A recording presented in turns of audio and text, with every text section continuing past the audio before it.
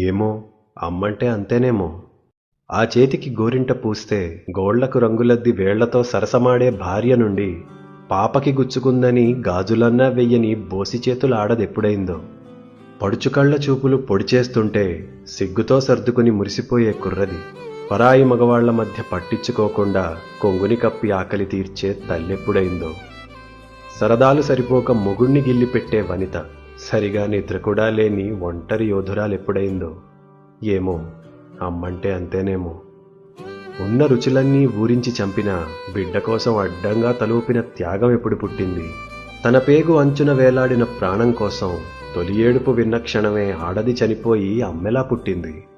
అన్నిటికీ అమ్మనే అవసరం మారి ఆమెకేమొచ్చనే రోజొచ్చినా మౌనంగా దుఃఖాన్ని దిగమింగి చిరునవ్వు చిందించే ఓర్పెక్కడిదో. కన్నీళ్లతో పాటు కర్తవ్యాన్ని ఇచ్చి కళ్ళొత్తుకుని బిడ్డని సాగనంపిన మనవలిని ముద్దాడి అమ్మకే అమ్మయ్యి అండగా ఉండేటి బలమెక్కడిదో. 7 పదుల వయసు మీద పడినా చిక్కిన చేతులు ముడతపడినా